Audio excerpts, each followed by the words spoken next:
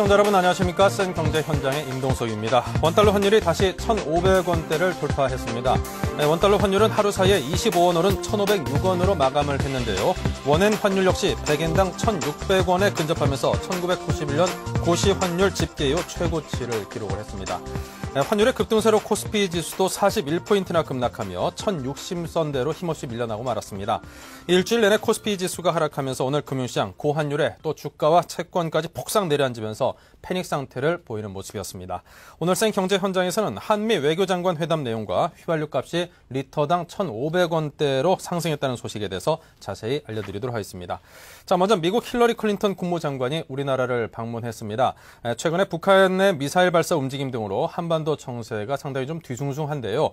자, 게다가 미국 신정부 출범 이후에 한미 외교장관이 처음 만나서 의견을 조율했다는 점에 큰 의미를 부여할 수 있을 것 같습니다. 자세한 내용을 홍병문 기자를 연결해 정리하겠습니다. 안녕하세요. 네, 안녕하십니까. 네, 미국의 클린턴 국무장관이 어젯밤 전용기편으로 성남 서울공항에 도착했죠. 자, 오늘 오전 어떤 일정들을 소화했습니까? 네, 그렇습니다. 어제 방한한 힐러리 클린턴 미국 국무장관은 첫 공식 일정으로 오늘 오전 용산에 위치한 한미연합사령부를 방문했습니다. 클린턴 장관이 첫 일정으로 한미 군사지휘부를 찾은 것은 최근 고조되고 있는 북한의 도발 움직임과 관련해 한반도 방위에 대한 미국의 확고한 신념을 보여주기 위한 의지 표명으로 보입니다. 이어 클린턴 장관은 유명한 외교통상부 장관과 한미 외교장관 회담을 가졌는데요. 회담 직전 유 장관이 서울에 눈이 왔다고 말하자 눈이 온 것은 좋은 징조인가요? 그렇다면 제가 온 덕분이라고 말해서 자중에 웃음을 자아내기도 했습니다. 오랜 정치적 연륜에서 배어나온 유머 감각이 돋보이는 대목이었는데요.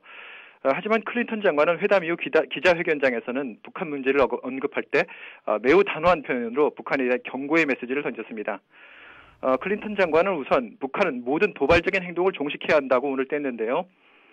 북한의 미사일 발사 움직임에 대해서는 유엔 안보리 결의안 1718호 위배를 하면서 탄도미사일 프로그램과 관련한 모든 활동을 중단해야 한다고 압박했습니다. 유엔 결의안 1718호는 지난 2006년 7월 북한이 대포동 2호 미사일을 발사하고 10월 핵실험까지 감행하자 유엔이 북한에 대해서 미사일 관련한 모든 활동을 중지하고 미사일 발사에 관한 모라토리엄 공약으로 복귀할 것을 결정한다면서 대북 제재를 밝힌 결의안입니다. 유명한 장관도 미사일 문제와 관련해서는 단호한 표현을 사용하며 경고 압박을 했습니다. 북한이 핵무기도 개발하고 있기 때문에 한반도 안정 측면에서 큰 우려가 된다. 북한이 미사일 시험 발사를 할 경우 인공위성이라고 주장하더라도 유엔 결의안의 명백한 위반이다. 미사일 문제와 관련해서 한미 양국이 긴밀히 협조하고 다른 국가와도 협력해 나갈 것이다. 이렇게 말했습니다. 네. 자, 그리고 클린턴 장관이 어제 한국에 도착하기 전에 이제 비행기 안에서 북한의 후계 문제와 관련해서 북한이 위기에 직면할 가능성이 있다. 이런 상당히 좀 민감한 발언을 해서 언급을 해서 적잖은 파장을 일으키고 있는데요. 자, 우리 한반도 문제에 어떤 영향이 미칠 것으로 보십니까?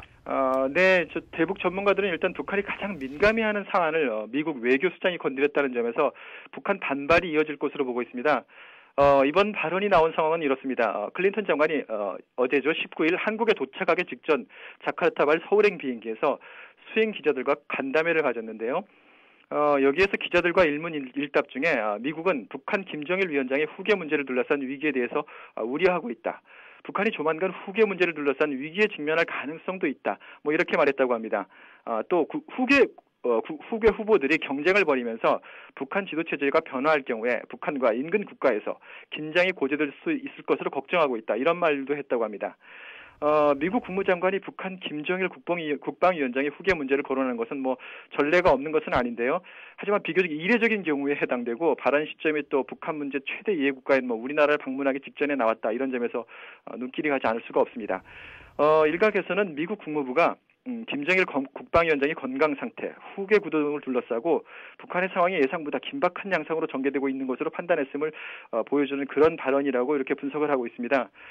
또 다른 일부에서는 김 위원장이 건강 이상설을 털어내고 내부 후계 구도를 정비하기 위한 수단으로 한반도 긴장을 고조시키는 것 아니냐 이런 북한 측 우려를 드러낸 것이라는 해석도 있습니다.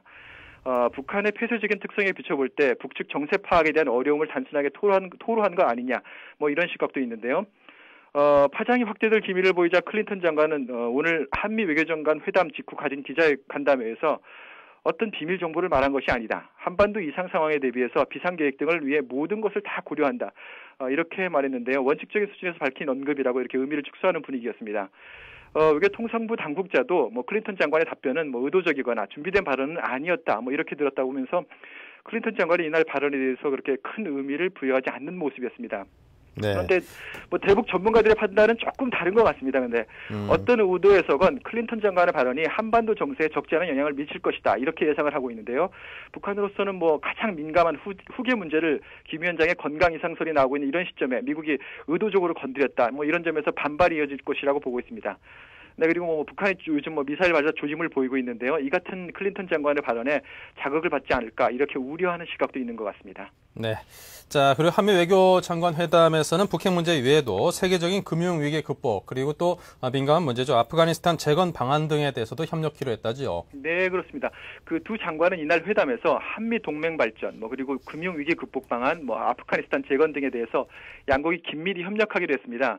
한국과 미국은 우선 양국 동맹을 21세기 미래지향적 전략동맹으로 발전시켜 나가기로 했는데요. 동맹 제조종 사업을 성공적으로 이행하기 위해 함께 노력하기로 했습니다. 또 양국 정상회담이 빠른 시일 내에 열려야 한다는 데도 의견을 같이 한 것으로 알려졌습니다. 20시간 정도의 비교적 짧은 한국 체류 일정에도 불구하고 외교장관 회담 그리고 이명박 대통령과의 청와대 오찬 등으로 양국은 뭐 굳건한 한미 동맹을 다시 한번 확인한 것으로 보이는데요. 양국은 조만간 정상회담을 통해 지난해 마련한 한미동맹 미래비전 선언을 채택을 추진하고 2012년에 예정된 전시작전 통제 전환 등 뭐 이런 군사 정치적 민감한 의제에 대해서 진전을 이룰 수 있는 뭐 협의에 나설 것으로 예상됩니다. 미국 측이 관심을 기울이고 있는 것이죠. 아프가니스탄 지원 확대와 관련해서는 유명한 장관이 아프가니스탄 현지에 파견된 민간 재건팀 요원의 규모와 확대를 검토 중이라고 이렇게 밝혔는데요. 클린턴 장관은 이에 대해서 뭐 감사의 표시를 한 것으로 알려졌습니다. 클린턴 장관은 이날 청와대에서 이 대통령을 예방한 뒤에 이화에 대해서 강연회를 가졌습니다. 이어서 주한 미국 대사관 직원 격려 행사 등을 가진 후에 저녁에는 아시아 4개국 순방 마지막 행선지죠. 중국으로 떠날 예정이라고 합니다. 이상 서울종합청사에서 홍병문 기자였습니다. 네, 자 지금까지 클린턴 미 국무장관 방한 관련 소식을 정리해 들어봤습니다. 홍병문 기자였습니다. 고맙습니다. 네. 자, 전국 평균 주유소 휘발유 판매 가격이 두 달여 만에 다시 1,500원 선대로 올랐다고 합니다. 국제 원유 가격은 배럴당 $40 초반으로 약세를 계속해서 보이고 있는데요. 근데 반대로 국내 휘발유 값은 연일 오르고만 있어서 참 이상합니다. 그 이유는 무엇이고 앞으로 휘발유 값은 과연 어떻게 움직일지 서울경제신문 노희영 기자를 모셔서 여쭤보겠습니다. 안녕하십니까? 네, 안녕하세요. 네. 자, 휘발유 값이 많이 올랐다고 하는데 얼마나 올랐습니까? 예, 한국석유공사에 따르면 19일 현재 전국 평균 휘발유 가격은 리터당 1,505.63원을 기록했습니다. 휘발유 가격이 1,500원 선을 넘은 것은 지난해 11월 16일 이후 70여일 만인데요. 당시에는 휘발유 가격이 다시 꾸준히 내려가서 지난해 연말에는 1,200원대 후반에 머물러 있었습니다. 그러다가 올 초부터 다시 오르기 시작해 지난달 23일 1,400원대를 돌파했고요. 오늘 1,500원 선을 다시 넘어선 것입니다. 반면에 경유 가격은 리터당 1,316원으로 하향 안정세를 보이고 있습니다. 네. 자, 요즘 들어서 원유 가격이 연일 좀 약세를 보이고 있는 데다가 경유값도 안정세를 보이고 있는데 왜 유독 휘발유 값만 이렇게 오르는 겁니까? 국제 석유 제품 시장에서 휘발유 값이 오르고 있기 때문입니다. 국내 정유업계는 국제 시세에 맞춰서 석유 제품 공급 가격을 결정하고 있습니다. 때문에 국제 시장에서 휘발유 가격이 오르면 국내 휘발유 가격도 오르게 됩니다. 국제 휘발유 가격은 지난해 11월 13일 배럴당 $50 아래로 떨어진 뒤 지난해 연말까지 35달러에서 45달러를 오르락 내리락 했었는데요. 그러다가 올해 초부터 급격하게 오르기 시작해 1월 중순에는 $50대에 이르렀습니다. 이달 들어 지난 13일에는 $65까지 급등했고요. 지난 19일에는 $54대로 다소 안정됐습니다. 그렇다고 국내 주유소에서 판매되는 휘발유 가격이 곧바로 국제 휘발유 가격과 함께 움직이는 것은 아닌데요. 국내 주유소들은 정유업체로부터 휘발유를 공급받아서 판매를 하게 됩니다. 이때 정유업체들이 공급 가격을 국제 석유 제품 시세보다 약 1, 2주 정도 차이를 두고 반영하고 있습니다. 또 주유소 입장에서는 재고를 소진하고 새롭게 가격이 매겨진 제품을 파는데 평균 일주일이 걸리게 됩니다. 그래서 결국 3주 정도 늦게 국제 시세를 반영하게 되는 겁니다. 또 이에 비춰볼 때 국제 휘발유 가격은 상승세가 이어지고 있기 때문에 국내 휘발유 가격도 앞으로 추가로 오를 것으로 전망되고 있습니다. 네.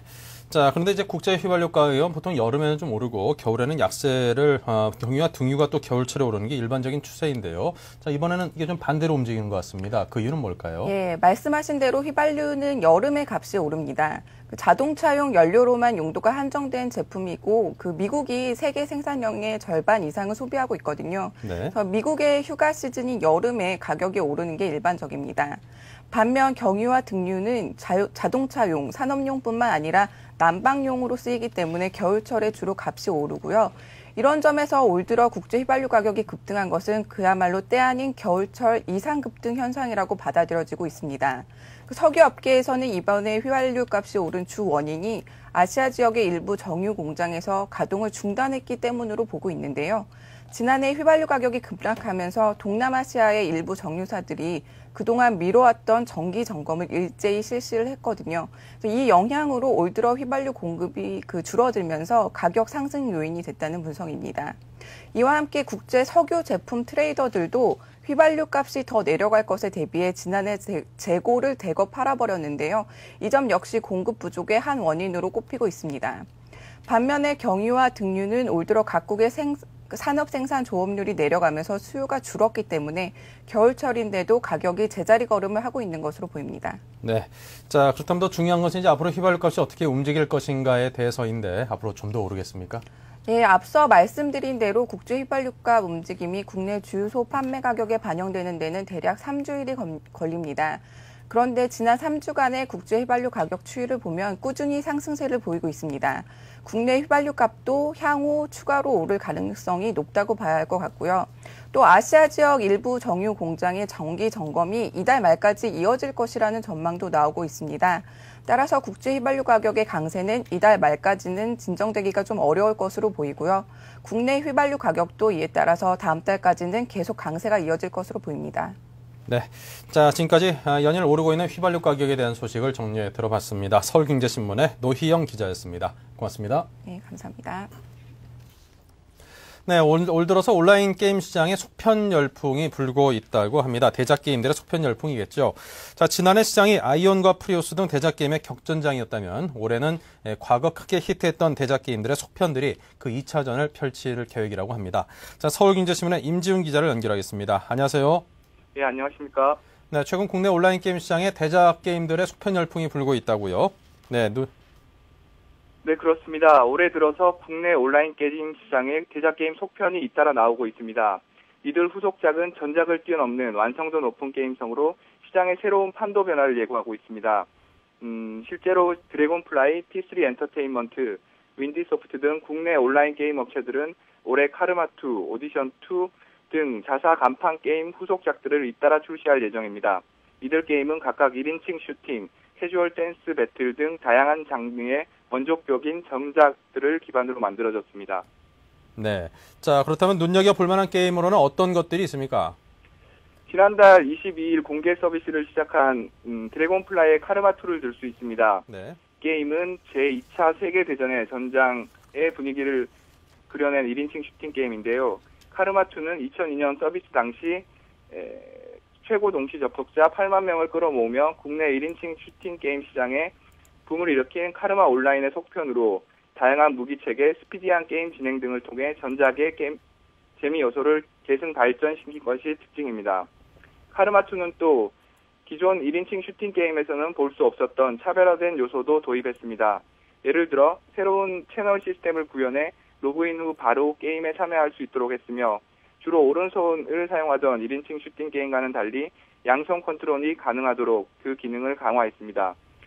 국내 댄스 게임 열풍을 몰고 온 T3 엔터테인먼트의 오디션도 속편 대열에 합류할 예정입니다. 특히 올 상반기 출시될 오디션2는 고레벨 유저와 저레벨 유저의 차이를 극복하기 위해 새로운 시스템을 도입했습니다. 또 3D 형태의 블로그 시스템과 개별 공간을 통해 커뮤니티 기능을 극대화시켰습니다. 오디션2는 러브비트, 데뷔, 클럽데이 온라인 등의 댄스 게임과 치열한 경쟁 구도가 전개될 것으로 전망됩니다. 윈디소프트의 게덴프트도 올해 상반기 속편인 게덴프트2가 새롭게 선보일 예정입니다. 게덴프트는 2002년 온라인 게임 시장에 처음으로 캐주얼 대전 액션 게임이라는 장르를 선보이면서 시장을 선점했는데요. 지금까지도 해당 게임 장르에서 1위를 유지하고 있습니다. 데드리프트2는 전작을 기반으로 개인전 및 단체전이 가능한 난임 모드와 미션 모드, 토너먼트 등을 추가했습니다. 이외에도 캐릭터 육성과 성장 등의 역할 분담 게임의 성향도 강화시켰습니다. 네.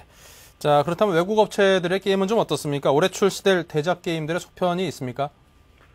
2009년 속편 개발의 열풍은 외산 게임들에서도 예외가 아닙니다. 네. 올해 가장 많은 관심을 모으고 있는 외산 게임은 단연 블리자드의 스타크래프트2입니다. 예. 1998년 4월 국내에 출시됐죠. 이 게임은 당시에 PC방 확산 열풍을 불러일으켰었는데요. 한국의 e스포츠 붐을 일으키기도 한 스타크래프트의 후속작 출시 소식은 국내 게이머들에게 단연 최고의 관심 대상입니다. 10년 만에 속편으로 선보이게 되는 스타크래프트2는 3차원 그래픽으로 구현되며 테란을 시작으로 저그, 프로토스 등 종족별로 3단계로 나눠서 순서대로 발매될 예정입니다. 국내 게임 업체들이 따라 내놓고 있는 대작 게임, 그리고 그 후속작들과 블리자드의 스타크래프트2가 겨룰 어떤 한판 대전이 관심이 가는 대목입니다. 네. 야, 이거 처음에 그 원 못지않은 그런 속편들의 어떤, 대작, 기대가 되는데요. 자, 이렇게 속편이 잇따라 나오게 된 배경과 또 앞으로의 전망은 좀 어떻습니까?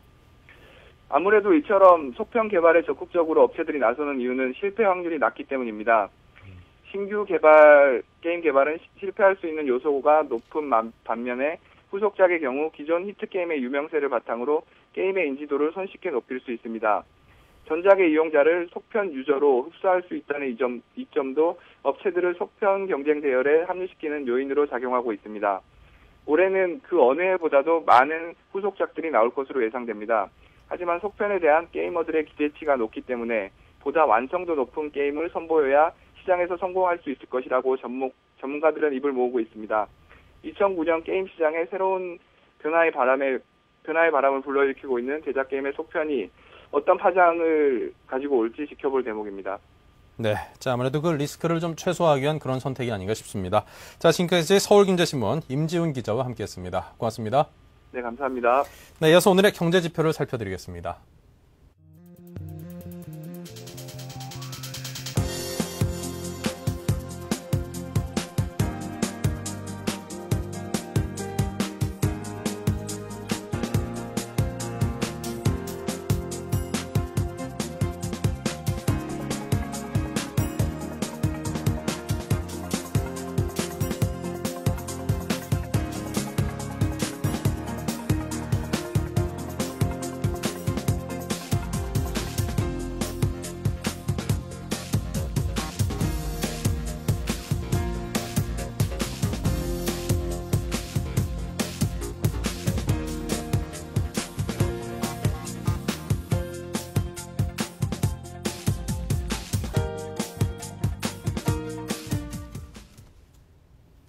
네, 이어서 오늘의 증시 마감 시황을 알아보겠습니다. 서울경제신문 증권부의 이혜진 기자 전화 연결돼 있습니다. 안녕하세요. 네, 안녕하십니까. 네, 오늘 정말 만만치 않았던 하루였는데요. 마감 시황 정리 부탁드립니다. 예, 코스피 지수가 닷새째 하락하며 1100선이 무너졌습니다.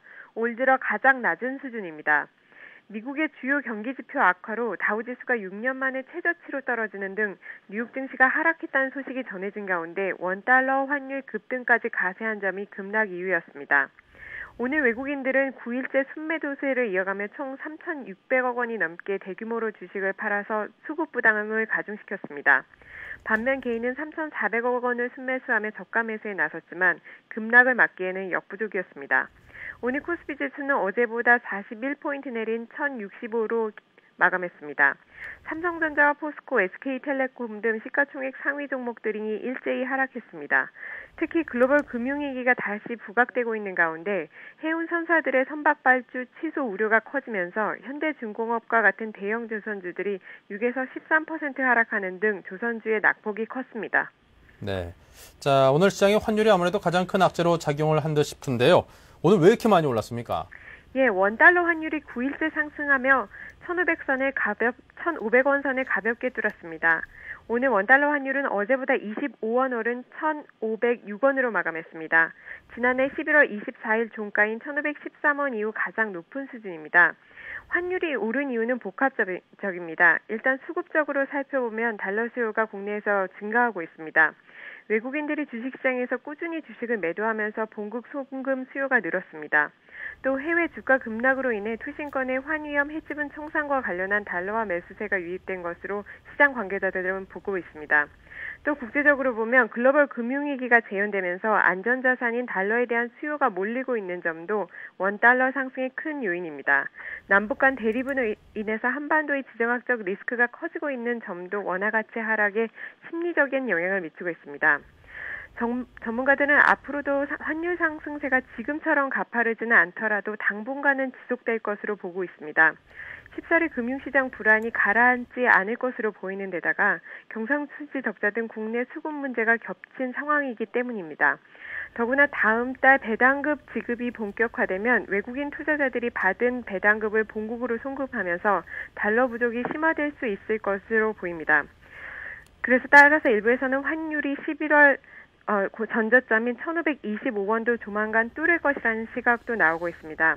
그러나 국내 은행의 외화 유동성 비율이 100%를 넘어서는 등 외화 자금 상황도 개선된 데다가 정부 개입도 아직 남아있는 상황이어서 좀 당분간 환율 시장을 지켜봐야 한다, 이런 의견도 나오고 있습니다.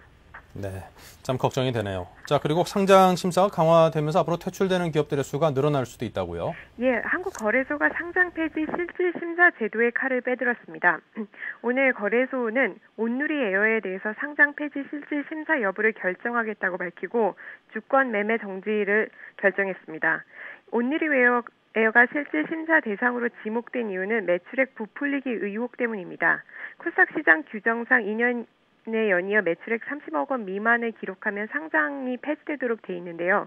온누리 에어가 이를 피하기 위해서 실적을 부풀렸다는 의심을 받고 있습니다. 이에 따라 코스닥 시장 본부는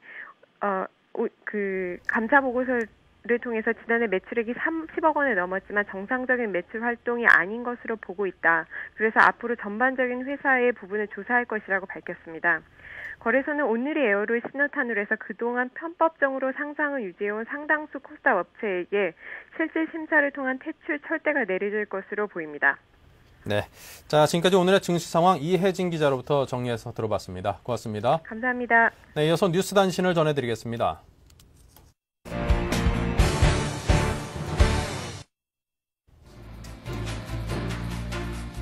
기획재정부는 금융위기에 대비한 아시아 공동펀드가 기존 800억 달러에서 1,200억 달러로 확대된다고 밝혔습니다. 최근 불안한 외환시장의 안정에 큰 역할을 할 것으로 기대됩니다. 은행권의 해외 차입이 줄어들며 작년 말 우리나라의 대외 채무는 전분기 대비 450달러 감소했습니다. 분기 감소폭으로는 외채 통계가 작성된 1994년 이후 최대치입니다.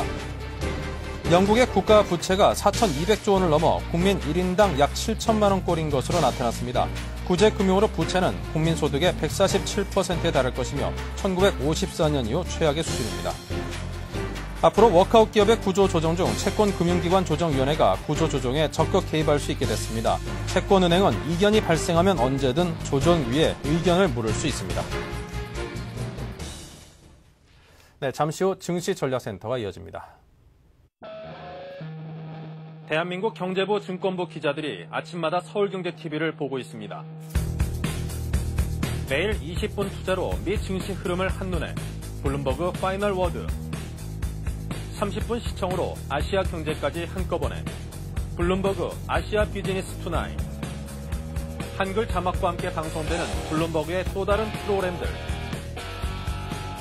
주말 인터뷰 프로그램 나이트 토크, 성공한 모험 기업인을 다룬 블룸버그 벤처, 음악과 영화, 순수 미술에서 세계 최고급 레스토랑까지 고품격 문화예술을 소개하는 매거진 프로그램 블룸버그 뮤직, 세계 정재계 거물들의 향배를 통해 글로벌 마켓을 예측하는 블룸버그 폴리티컬 캐피털, 블룸버그의 간판 스타 버너드 로가 각국 기업과 정부, 각계각층 인물 인터뷰를 통해 경제를 진단하는 블룸버그 보이스, 국내 최초 3시간 내 번역 자막 처리, 블룸버그 TV 국내 득점 채널 서울경제TV에서 이 모든 것을 경험하십시오. Bloomberg Time.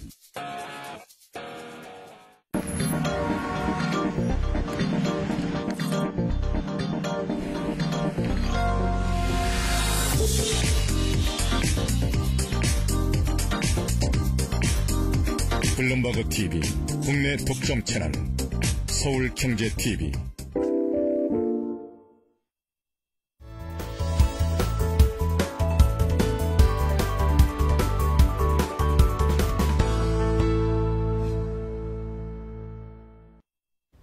네, 증시전략센터 순서입니다. 자, 오늘은 동양중금증권의 홍선근 부장을 모셨습니다. 안녕하십니까? 안녕하십니까?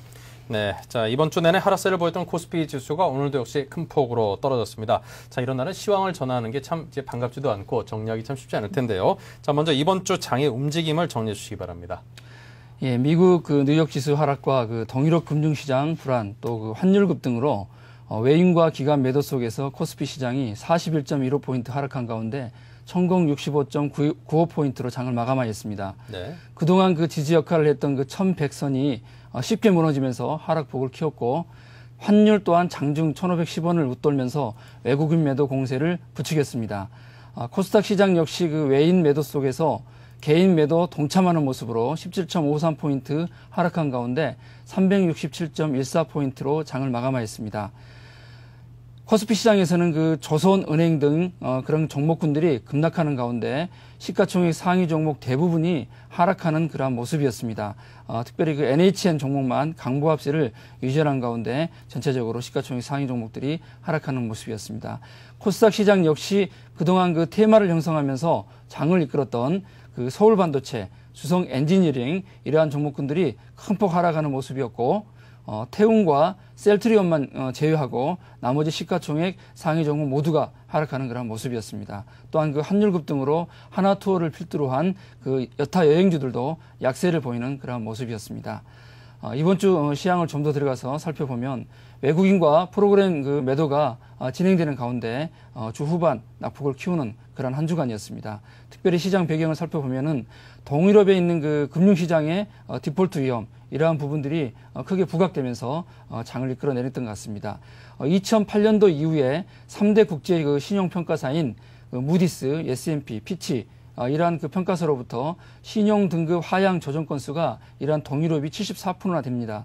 그래서 다른 지역에 비해서 디폴트 리스크가 증가하고 있었던 것은 사실입니다. 특히 그 단기 외채 대비해서 외환 보유고 비율이 러시아나 크로아티아 이러한 부분들을 제외하고 일반적으로 한 80%를 유지하고 있었는데 라트비아라든가 에스토니아 이러한 나라들에서는 250%를 넘고 있습니다. 이러한 부분들이 동유럽 금융시장의 디폴트 위험을 제기하면서 점차 금융시장의 부담으로 남아있는 상황입니다.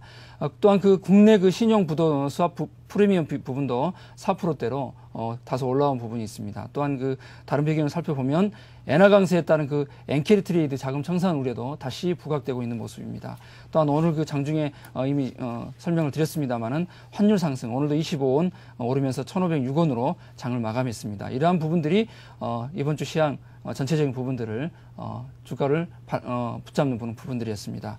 투자주체별 매매 동향을 살펴보면 개인 매수 속에 외인과 프로그램이 매도하는 가운데 외국인 순매수 종목을 살펴보면 SK텔레콤, KTNG, 현대중공업, 대우조선해양, 고려아연 이러한 종목군으로 순매수가 들어왔고 외국인 순매도 종목을 살펴보면 KB금융, 신한지주 역시 그 은행주 매도 가운데 한국전력, 포스코 이러한 종목군으로 매도가 진행이 됐습니다. 네. 자, 이렇게 해서 이번 주 증시와 또 특징적인 움직임들을 함께 정리를 해봤습니다. 계속해서 투자 전략으로 넘어가겠습니다. 자, 이제 장이 별로 좋지가 않습니다. 계속 박스권 하단에 접하네 하지만 계속해서 그 저점을 낮춰가고 있는 그런 형국인데요. 자, 이런 상황에서 기업들을 고르기가 참 쉽지 않을 것 같습니다. 예. 그럴수록 보다 더 탄탄한 기업들에 집중해야겠죠? 예, 그렇습니다. 예. 그래서 오늘은 그 대림산업하고 레인콤을 추천을 드립니다. 대림산업 먼저 말씀을 드리면 네. 국내 그 대표적인 건설업체로서 여타가 다 아시는 그런 종목군입니다.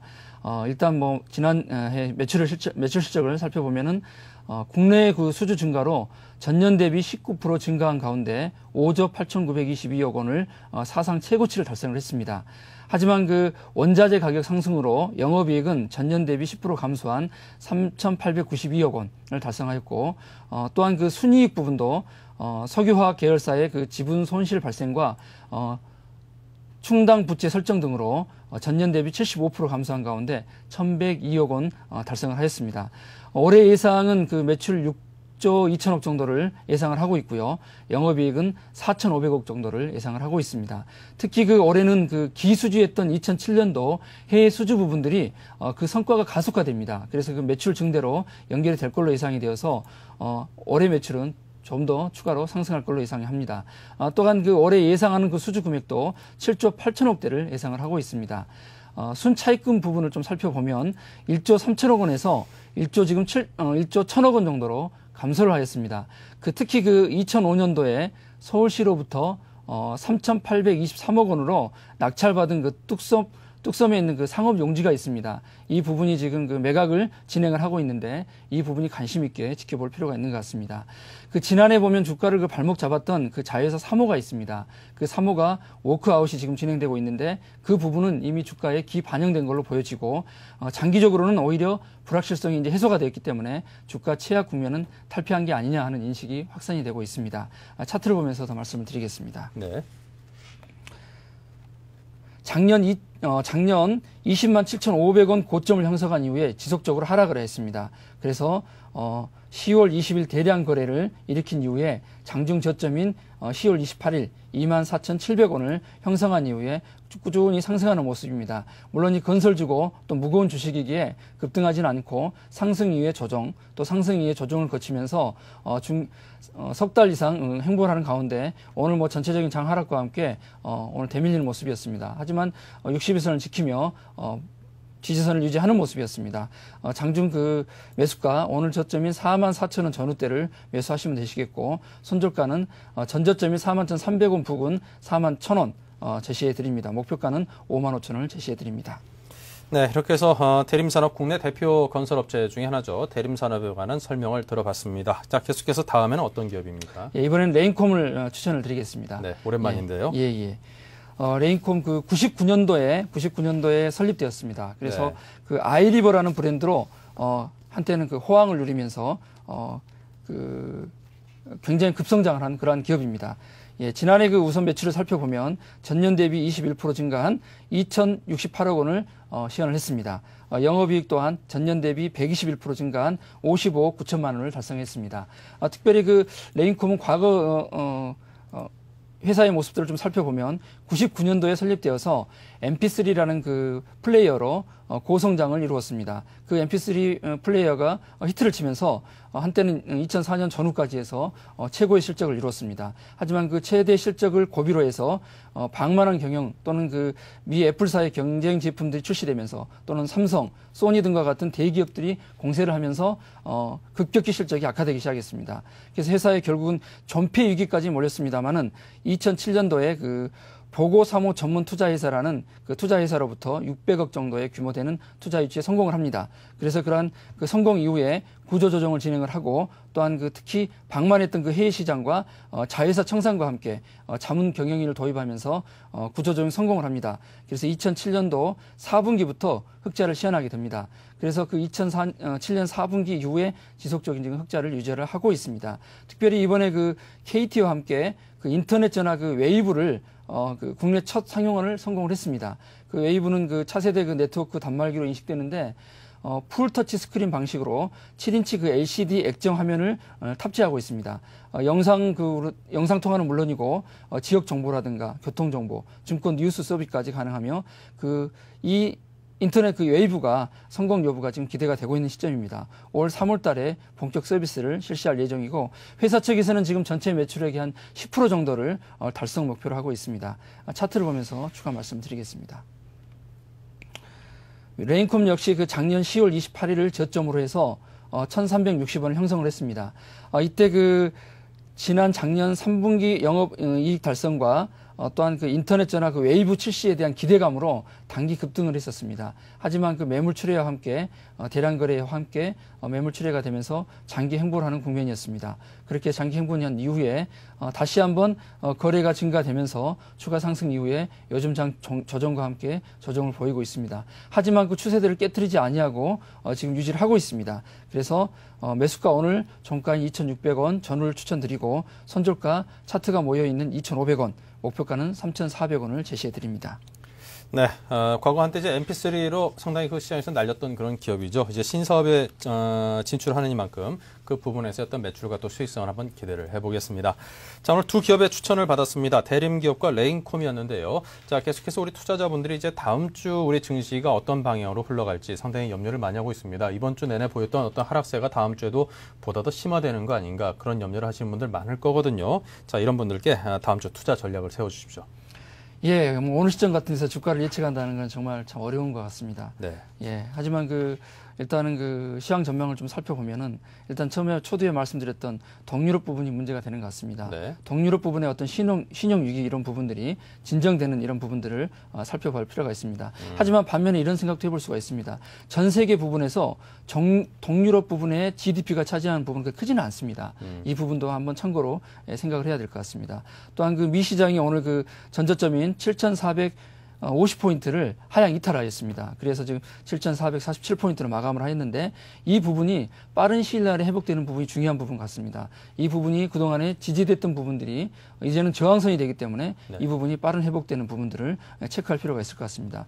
또한 지금 그동안에 계속 말이 나왔던 국내 3월 위기설 이러한 부분들을 잠재울 수 있는 정부의 대책들이 필요합니다. 또한 오늘 급등했던 환율 부분들이 1,500 이상을 올랐는데 이러한 부분들이 좀 안정을 보이는 부분들 이러한 부분들이 필요할 것 같습니다. 또한 미 주택 경기 회복에 지금 2,750억 달러 투입하겠다고 지금 발표를 했습니다. 이 부분들 진행과 함께 미 주택 부분들의 안정들도 살펴볼 필요가 있습니다. 이러한 시황들의 어떤 내용들을 살펴보시면서 다음 주 투자 전략은 미 시장과 유럽 시장의 추이를 지켜보면서 일단은 관망하실 필요가 있을 것 같습니다. 일정 부분 현금을 유지하시면서 특히 환율 부분에서는 외국인 매도에 따른 수급 불균이 계속 지속이 되고 있습니다. 그래서 환율 부분을 참고하시면서 현금 일정 보유를 하시면서 업종 바닥권에 있는 집중된 종목군으로 매수를 할 필요가 있을 것 같습니다. 그래서 업종 종목군들을 살펴보면 바닥권이 지금 확인이 되고 있는 우량 건설주들, 일부 우량 건설주, 특별히 지지가 유지가 되고 있는 차트가 유지가 되고 있는 이러한 종목군들로 중장기적인 관점으로 저점 매수할 필요가 있을 것 같고요. 또한 그동안에 은행주가 낙폭이 과대했습니다. 하지만 지금부터는 낙폭 과대에 따른 반발 매수도 들어올 수 있는 부분이 있어서 은행주도 참고로 말씀을 드립니다. 또한 선조형 보행 IT 종목이라든가 저점을 계속 유지하고 있는 자동차 관련 주식들 이러한 종목군들로 매수 유효해 보입니다. 네. 자, 이렇게 해서 오늘 증시 분석과 함께 또 투자 추천 기업에 대한 투자 전략 분석 등등 자세한 소식을 정리해서 들어봤습니다. 지금까지 동양중금증권의 홍성금 부장과 함께했습니다. 고맙습니다. 네, 잠시 후 센 재테크를 이어가겠습니다. 대한민국 경제부 증권부 기자들이 아침마다 서울경제TV를 보고 있습니다. 매일 20분 투자로 미 증시 흐름을 한눈에 블룸버그 파이널 워드 30분 시청으로 아시아 경제까지 한꺼번에 블룸버그 아시아 비즈니스 투나잇 한글 자막과 함께 방송되는 블룸버그의 또 다른 프로그램들 주말 인터뷰 프로그램 나이트 토크 성공한 모험 기업인을 다룬 블룸버그 벤처 음악과 영화, 순수 미술에서 세계 최고급 레스토랑까지 고품격 문화예술을 소개하는 매거진 프로그램 블룸버그 뮤직 세계 정재계 거물들의 향배를 통해 글로벌 마켓을 예측하는 블룸버그 폴리티컬 캐피탈 블룸버그의 간판스타 버나드 로가 각국 기업과 정부, 각계각층 인물 인터뷰를 통해 경제를 진단하는 블룸버그 보이스 국내 최초 3시간 내 번역 자막 처리 블룸버그 TV 국내 독점 채널 서울경제TV에서 이 모든 것을 경험하십시오.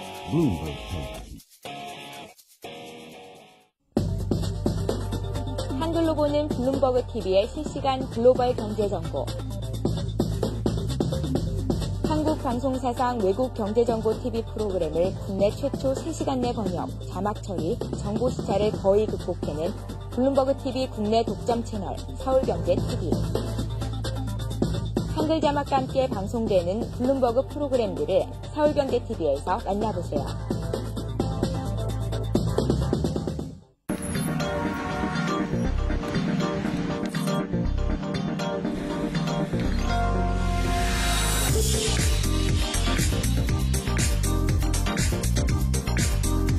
블룸버그 TV 국내 독점 채널 서울경제TV.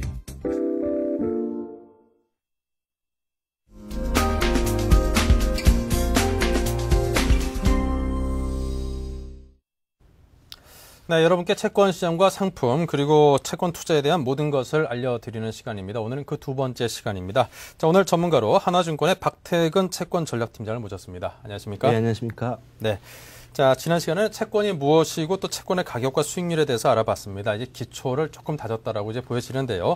자, 오늘은 그에 따른 또 필요한 다른 요소들, 또 금리 그리고 환율 등등과의 관계에 대해서 한번 채권 투자가 어떤 상관관계인지 한번 여쭤보겠습니다. 자, 이 채권이나 금리가 이제 중요하다는 것은 경제를 이해하는 데 있어서 또 주식 투자를 하는 데 있어서도 상당히 중요하다는 것이 알고 있는데요. 자, 그럼 구체적으로 왜 중요한 건가요? 금리 자체가 아시다시피 돈의 값이 아니겠습니까? 예. 그러니까 모든 자산은 기본적으로 금리를 평가를 할 수 있는 거고요. 따라서 이제 제일 많이 듣는 부분이 아마 그걸 겁니다. 이제 금리는 채권 가격의 역외관계다. 반대로 간다. 금리가 올라가면 채권 가격이 올라가고 금리가 내려가면 채권 가격이 올라간다. 이 말은 결국은 채권뿐만 아니라 모든 자산 가치가 기본적으로 금리로 평가를 받는다는 것이죠. 그만큼 이제 금리가 모든 자산의 수익과 위험을 반영한다는 것이고요. 쉽게 말해서 이제 기업들도 아시다시피 자금을 운용하거나 조달할 때 보면은 금리 하나 1%, 2%가 되게 중요하지 않습니까? 싸게 빌리는 건가, 비싸게 빌리는 건가. 그래서 결국은 금리가 이제 그런 측면에서 상당히 다양하게 조달과 운영 주택에 따라서 상당히 국민 경제에 미치는 영향이 크다고 볼 수 있겠고요. 말 그대로 이제 금리가 기업의 비용이다 보니까 이제 소위 기업의 가치를 대변하는 주가. 금리 예측이 잘 되면 당연히 주가 예측이 잘 되는 것이고요. 네. 또 최근에 이제 환율과 금리 관계도 상당히 높기 때문에 상당히 좀 여러 가지로 좀 의미가 있다 이렇게 볼 수 있겠습니다. 제가 또 한 가지 말씀드리고 싶은 것은 사람들이 이제 자꾸 말할 때 이제 금리가 올라가면 예를 들어 채권 가격이 내려가니까 뭐 채권을 사라 이렇게 하겠는데요. 그 금리가 이제 일반적으로 우리가 시장에서 얘기하는 금리하고 좀 차이가 있는 것이죠. 금리가 제가 말씀드린 건 이제 시장 금리라는 것은 말 그대로 이제 가격과 반대로 움직이는 금리를 말하는 거고요. 소위 말하는 이제 고금리 채권 말 때 금리라는 것은 기본적으로 이제 주식에 배당을 주듯이 채권도 쿠폰이 있습니다. 6개월마다 1년마다. 채권이 원금을 보장하고 6개월마다 이제 이자를 주는데 그 쿠폰이 높으면 기본적으로 고금리 채권이라고 하는 것이죠. 그래서 방금 말씀드렸듯이 시장에서 일반적으로 말하는 금리는 채권 가격과 역여관계지만은 그 금리는 고금리 쿠폰이라는 금리는 기본적으로 높을수록 좋다. 이렇게 보면 될 것 같습니다. 자, 그럼 요즘 들어서 이제 그 8%대였던 회사채 고금리 상품들이 꽤나 있다라고 하는데 그때 뭐 8%다 그러면은 그 지금 말씀하신 쿠폰입니다. 쿠폰을 말을 하는 예, 거군요. 그렇습니다. 예. 네, 높을수록 좋은 거군요. 그렇습니다. 6개월마다 아무래도 높은 이자를 받으면 주식도 그렇지 않습니까? 배당을 네. 높게 받으면은 자본이익이나 자본 손실이 나는 것보다 이제 배당에서 좀 이익을 많이 볼 수 있으니까요. 네. 당연히 이제 개인 투자 입장에서 편한 것이겠죠. 예. 자, 높을수록 좋다는 거 이해하시기 바라고요. 자, 그렇다면 이제 금리를 통해서 경제나 주식시장 또 외환시장을 이해할 때 어떤 점들을 주목을 해야 될까요? 이제 금리 이제 개념을 정립해야 될 것 같습니다. 금리도 아까 말씀드린 다양한 좀 목적의 이름이 정의가 가능하시죠.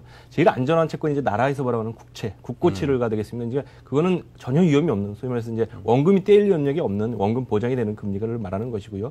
일반 이제 뭐 회사에서 발행하는 금리는 회사채라고 그러고요. 은행에서 발행하는 금리는 은행채라고 합니다. 기타 뭐 공사에서 발행하는 공사채인데 그 금리들은 각각의 발행 최대 신용도에 따라서 국고채가 5%라고 하면 가산금리를 붙여줍니다. 아까 말씀하셨듯이 회사채가 8%라는 것은 국고채 금리가 만약 5%라고 그러면 3%의 가산금리가 결국 붙는다는 얘기죠. 네. 그러니까 이제 그렇게 되다 보니까 기본적으로 이 국고채 금리에 대해서 기본 금리를 중심으로 나머지 뭐 신용, 회사채라든가 은행채 금리 그 금리차를 신용금리차라고 합니다. 금리차를 스프레드라니까 시장에서 속된 말로 신용 스프레드라고 하는 것이죠. 네. 그 다음에 국고채도 1년 단위로 발행하느냐 아니면 5년 단위로 발행하느냐. 그리고 1년짜리 금리는 이제 단기물이라 하고 5년 이상 발행하는 것을 장기물이라 합니다. 그래서 단기물과 장기물의 금리차는 장단기 금리차. 그래서 쉽게 말해서 금리차를 정의할 때는 장단기 금리 스프레드하고 신용 스프레드가 있는데 그것이 저희가 방금 말씀하신 주식시장하고 외환시장 예측할 때 상당히 도움이 된다. 이렇게 볼 수 있기 때문에 예를 들어 장단기 금리차가 벌어지는 건 경기가 회복되는 신호를 볼 수 있겠고요. 반면에 이제 신용 스프레드, 신용 금리차가 벌어지는 것은 경기에 상당히 안 좋은 걸로 일단 그렇게 볼 수 있겠습니다. 네. 자, 그렇다면 제가 이제 또 얼핏 이게 주워 듣기로는 장단기 금리차가 요즘 들어 좀 확대되고 있다. 그런 얘기를 들은 기억이 나거든요. 그렇습니다. 자, 그렇다면 경기 회복이라든가 주가가 이제 앞으로 상승할 수 있다라는 그런 신호로 해석을 해도 될까요? 일면 외견상은 당연히 그렇게 말할 수 있겠습니다. 금리차가 확대된다는 것은 장기금리가 올라가거나 단기금리가 내려가는 게 확대되지 않겠습니까? 근데 이제 문제는 시장에서 결국은 장기금리 부분이 중요합니다, 상대적으로. 단기금리가 내려가서 장단기 금리차가 확대되는 것은 시장에 이제 금리가 굉장히 단기적으로 몰린다는 얘기고요. 네. 장기금리차가 확대된다는 것은 장기로 투자할 돈이 많이 필요하다는 말 아니겠습니까? 결국 그 돈이 많이 필요하니까 장기금리가 많이 올라가는 것이고요. 그래서 그렇게 보면 이제 최근의 흐름이 주식시장을 설명하는 입장에서 상당히 좋다고 볼 수 있는데 문제는 최근에 그런 흐름이 경기가 좋아서 그러면 장기금리가 올라가느냐 그게 아니라는 것이죠. 그러니까 국채 발행을 너무 많이 하다 보니까 그 금리가 높아지는 것이기 때문에 그거는 어떻게 보면 경기 측면이기보다는 채권 시장의 고유의 수급 측면에서 금리가 올라가는 것이기 때문에 그런 거에서 좀 투자하시는 분들이나 개인들이 제발 채권 시장이나 주식 시장을 이해할 때 유의하시고 조심하셔야 될 부분입니다. 네. 갈수록 어려워집니다. 예. 자, 그렇다면 이제 요즘 들어서 이제 환율이 가장 큰 이슈 중에 하나입니다. 환율과 금리의 관계는 어떻게 되는 건가요? 환율은 이제 말 그대로 우리 원화에 대한 가치니까 저희 나라 같이 이제 개방 경제가 되니까 네. 해외에서 많이 수입할 거 아닙니까? 예. 원화 가치 하락하면 이제 수입 물가가 상승하는 것이죠. 그렇게 되면은 기본적으로 이제 기업들이 물건을 수입할 때 기업 채산성이 환율이 올라가면 당연히 채산성이 안 좋아질 거다. 이런 부분이 있고요. 두 번째는 결국 환율이 올라가면은 원화를 달러로 원화로 바꿔서 우리나라 채권이나 주식시장에 입장하는 속에서는 원화 가치가 떨어지면 환차손을 입게 되는 것이죠. 네. 그래서 결국은 원화 가치가 하락하면 그리고 원달러 환율이 상승하면 결국 금리도 같이 올라가는. 왜냐하면 채권을 파니까 채권을 팔게 되면 금리는 올라가게 되는 것이죠. 그래서 최근도 이제 그런 게 많았고요. 반면에 이제 방금 반대로 얘기할 때 원화 가치가 그러면 안정되면 그러니까 원달러 환율이 하락하면 물가가 안정되는 것이고 물가가 안정되고 반면 또 원화 가치가 상승하면 외국인 입장에서는 한국인 이제 채권이나 주식을 사도 되겠구나.